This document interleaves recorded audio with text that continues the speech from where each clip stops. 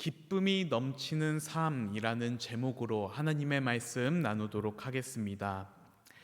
지난 주중에는 많은 사람들이 아주 긴장 가득했던 시간을 보냈습니다. 바로 추석 명절을 앞두고 많은 사람들은 명절 기차표 예매를 했는데요. 1초만 늦어도 대기자가 수만 명으로 늘어났고, 이번에는 어떤 사람이 그 SNS에 올린 글을 보니까 신청을 했는데 대기가 10만 번째다라고도 이야기를 하더라고요. 그래서 많은 사람들은 명절에 기차표를 예매하기 위해 온갖 방법을 동원하면서 꼭 예매를 하고자 했습니다. 여러분, 그렇게 힘들고 어렵게 얻은 그 티켓, 그 이후에 사람들은 어떻게 할까요? 이후 사람들은요, 다시 자신의 일상으로 돌아갑니다. 그리고 사람들은 기차를 타기 그 전까지 이 티켓을 들여다보진 않습니다. 여러분, 왜 그럴까요? 바로 이 기차 티켓은 기차를 타기 그 전까지는 필요로 하지 않기 때문입니다.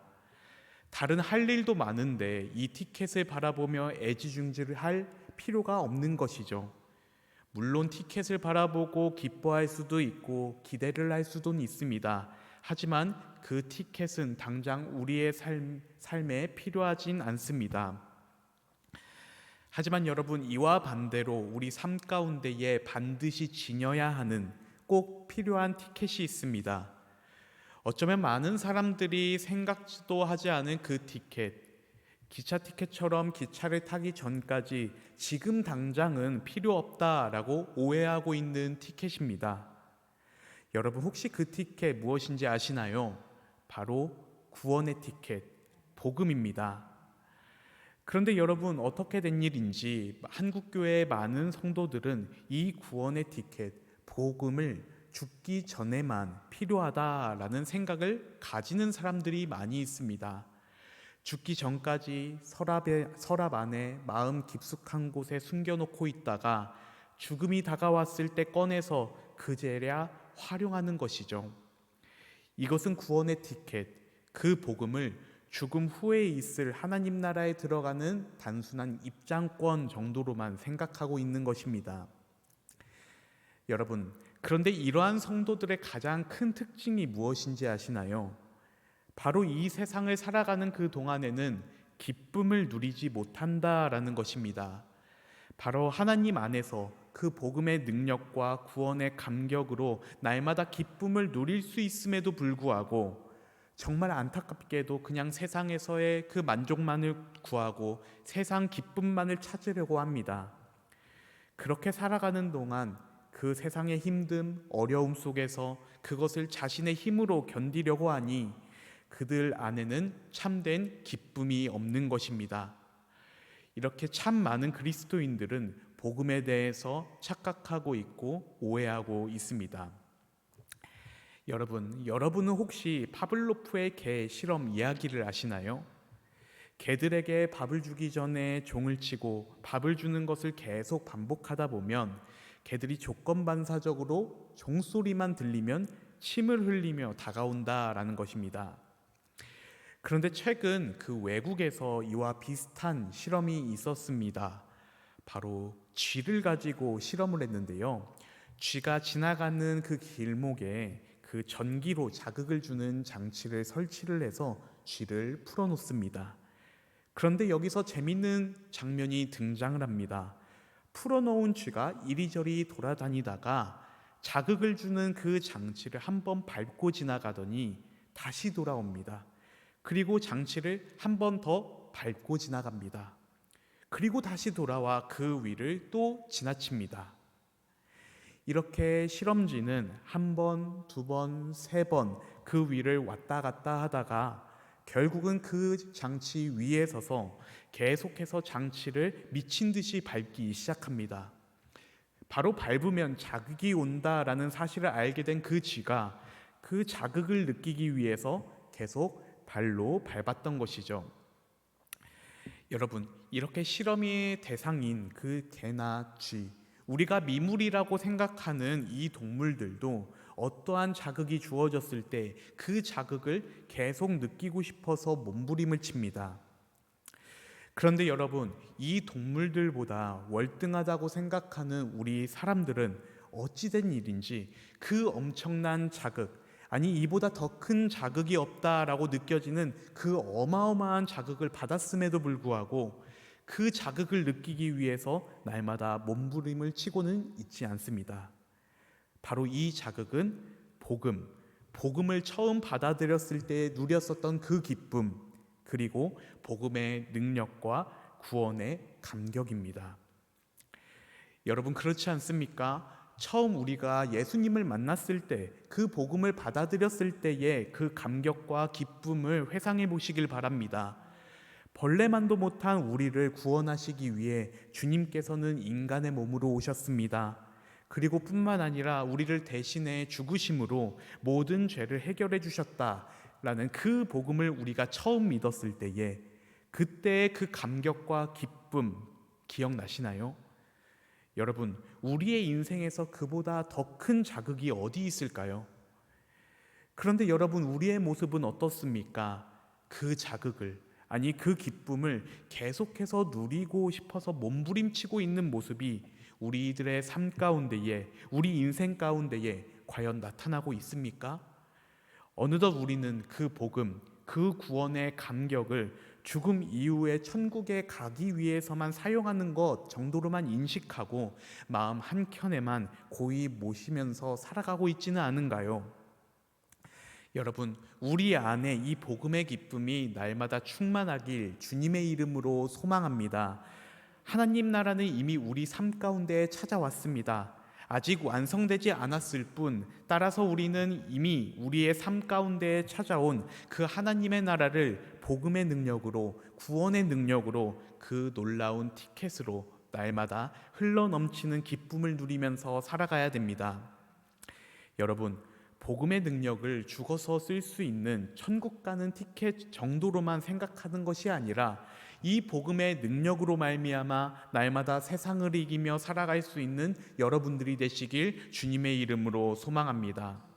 그리고 때로는 지치고 힘든 우리의 상황 속에서 예수 그리스도를 만났었던 그 기쁨, 그 어떤 것보다 컸던 그 자극을 날마다 느끼기 위해 몸부림치며 살아가는 저와 우리 성도 여러분들이 되시길 소망합니다. 바로 이 복음의 능력, 우리 삶 가운데에 날마다 나타나야 합니다. 그 복음의 능력으로 승리하며 살아가는 삶, 그것이 지금 우리가 이 세상에서 누릴 수 있는, 이미 우리에게 찾아왔지만 완성되지 않은 하나님의 나라입니다. 오늘 우리는 사도행전 말씀을 살펴보았습니다. 특별히 오늘 본문 말씀에서는요, 이 빌립 집사의 모습이 등장합니다. 예수님의 복음을 받아들인 그 빌립은 그보다 더 귀한 것이 없음을 고백하면서 제자들의 사역을 돕는 7 집사 중 한 사람으로 선택되었습니다. 그리고 이 빌립 집사는요, 스데반 집사의 죽음 이후에 그리스도인들에 대한 핍박이 거세지자 그 예수님을 믿는 것을 포기할 수 있었음에도 불구하고 그 핍박과 고난보다 더 큰 자극인 그 복음의 능력으로 이겨내기 시작합니다. 그리고 빌립은 사마리아 성으로 그 복음을 들고 나아갑니다. 여러분, 사마리아 성은 우리가 잘 알고 있듯이 유대인들이 기피하는 땅이었습니다. 유대인들은 그 성에 살고 있는 사람들, 그 사마리아인들은 짐승처럼 보았습니다. 그래서 당시 유대인들은요, 이 사마리아 지역을 핍박과 저주, 무시와 멸시가 가득한 땅이라고 생각하면서 이곳은 결코 기쁨을 누리지 못하는 곳이다 라고 생각했습니다. 특별히 사마리아 땅은 거기에 살고 있는 거주민들은요, 솔로몬 이후 북이스라엘의 초대 왕이었었던 여로보암 때부터 하나님과 우상 사이를 겸하며 섬기는 그러한 잘못된 신앙을 가지게 되었고요. 그것이 뿌리가 되어서 훗날 아수르의 정책에 따라 혼혈 민족이 되면서 더 크게 우상을 섬겼던 장소였습니다. 바로 하나님께서 보시기에 악한 백성, 악한 땅이었습니다. 그런데 여러분, 그 땅 가운데에 빌립이 복음의 능력을 가지고 들어갑니다. 그리고 빌립은 예수 그리스도를 전파합니다. 그리고 놀라운 일이 일어나기 시작했습니다. 오늘 우리가 읽은 본문 말씀인 사도행전 8장 6절 말씀은 이렇게 이야기를 하고 있죠. 바로 그의 말을 듣고 행하는 표적을 보는 사람마다 그가 하는 말을 따랐더라. 뿐만 아니라 더러운 귀신들이 떠나가고 중풍병자, 못 걷는 자들이 일어나 걷게 되는 그러한 기적들이 일어나기 시작했습니다. 여러분, 그런데 이것으로 끝나지 않았습니다. 오늘 우리가 읽은 마지막 절, 사도행전 8장 8절 말씀을 보게 되면 이렇게 기록이 되어져 있습니다. 그 성에 큰 기쁨이 있더라. 바로 빌립이 예수 그리스도를 전파하고 복음을 가르치니 그들이 그 말을 믿고 따르기 시작했습니다.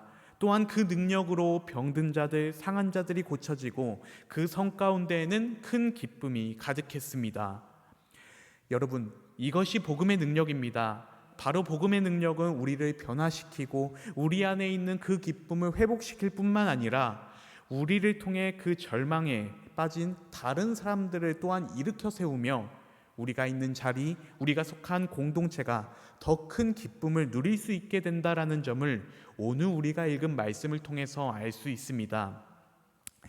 여러분, 오늘날 여러분들이 머무시는 그곳 가운데에 큰 기쁨을 날마다 누리고 계신가요? 가정과 학교, 직장 가운데에 큰 기쁨이 넘치십니까?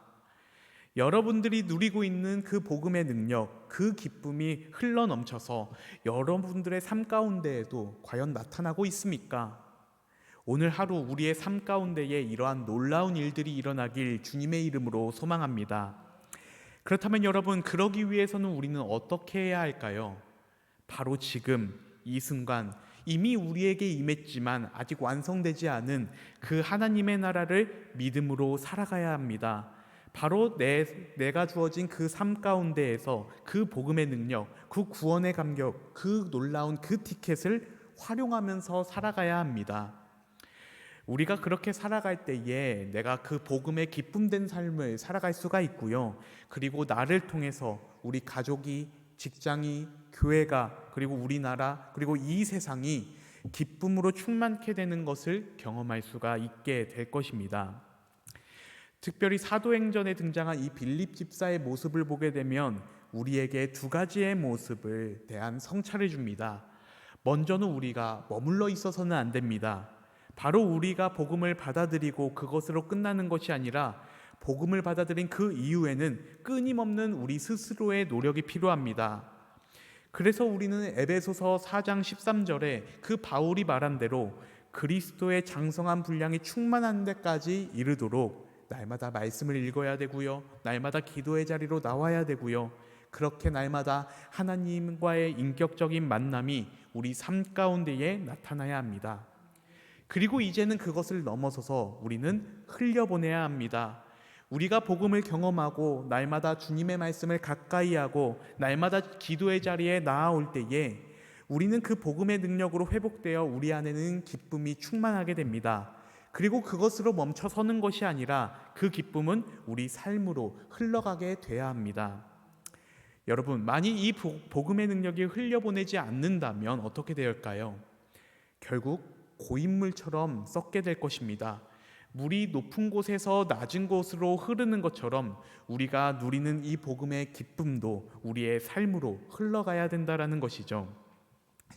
사랑하는 성도 여러분, 이렇게 빌립 집사는 그 구원의 티켓, 그 복음이 죽기 전에만 사용되는 것이 아니라는 점을 미리 알고 있었습니다. 바로 날마다 우리의 삶 속에서 이 놀라운 능력을 경험하면서 살아가야 된다라는 것을 알고 있었습니다. 그래서 빌립은 기도의 자리에 나아갔고요. 그 말씀을 가까이 하는 삶을 살았고요. 그렇게 주님께서 그 복음을 통해 선사해 주신 그 참된 기쁨을 자기 자신만 누리면서 살아가는 것이 아니라 바로 빌립은 자신이 누리고 있는 그 복음의 기쁨을 자신의 삶 가운데에서 흘려보냈습니다. 그리고 그의 그 삶의 자리는 큰 기쁨이 넘치게 되었습니다.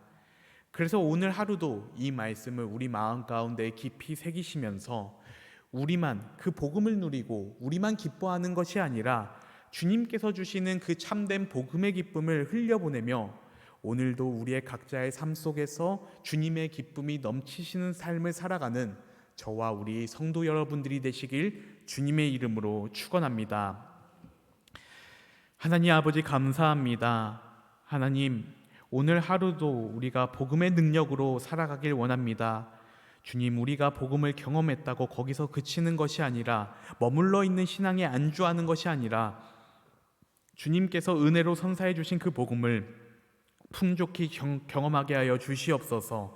그래서 이제는 우리가 경험한 그 복음을 흘려보내는 자들이 되어서 우리 삶 가운데에 주님의 기쁨이 넘치는 모습으로 오늘을 살아가는 우리 한성의 모든 가족들이 되게 하여 주시옵소서.